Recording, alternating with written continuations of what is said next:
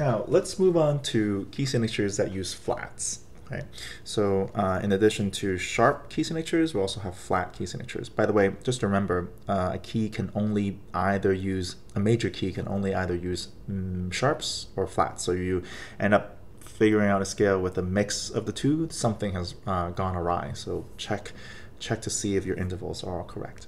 Okay, for flat key signatures, I'll start again by doing the clefs. Again, for the treble clef, start on the second line, a little circle. Okay, and then we're going to go up, and then come back down to cross at the fourth line, and do a line straight down. For the bass clef, a dot on the fourth line, that's the F, big backwards C, and 2 dots around the F line. Okay, same concept here, so let's start putting down the order of flats for a flat key signature. Okay, we start with B flat, E flat, A flat, D flat, G flat, C flat, and F flat. So the order here: B flat, E flat, A flat, D flat, G flat, C flat, and F flat. For bass clef, same exact order, slightly different place. B flat, E flat, A flat, D flat, G flat, C flat, and F flat.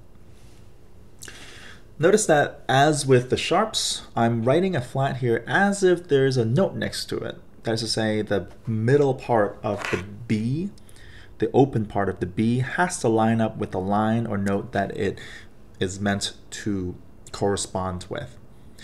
Also, as with the sharps, notice that there's a specific pattern, order of flats here. Again, B, E, A, D, G, C, F. And you can memorize this with a mnemonic device if you'd like. But also notice that every flat also has its own place. Okay, so you can't just write any old B flat for a treble clef. It has to be the first one in the key signature, and it has to be the one on the third line. Okay.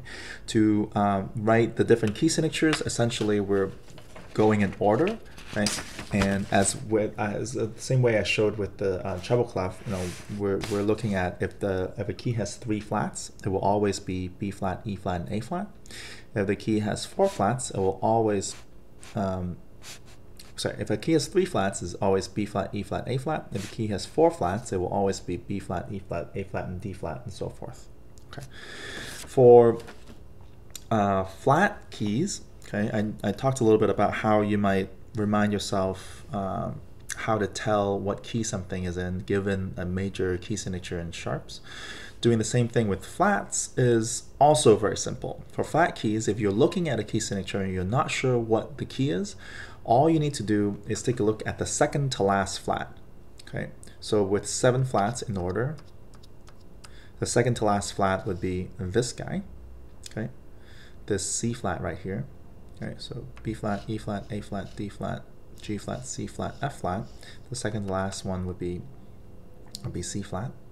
Okay, and so this key signature is C flat major. Let's say I'm going to go over here to the bass clef. Let's say I have a key signature with 3 flats. Right? Easy way to tell what key this is in, again, is to take a look at the second to last flat. So 1, 2, 3, the second to last flat is here. So this is E flat major. E flat major has 3 flats.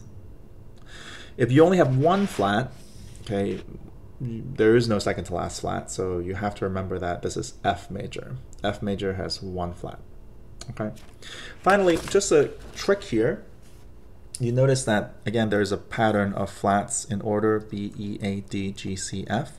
It's actually the reverse of the order of sharps. So the order of sharps is actually F, C, G, D, A, E, B. Right. Right. So the sharps go in this way, the flats go in this way, and they're actually reverse of each other. That is to say, for flats, you start with B, E, A, D, G, C, F. For sharps, you're just going reverse, F, C, G, D, A, E, B. Okay, so that's how all of these scales are connected.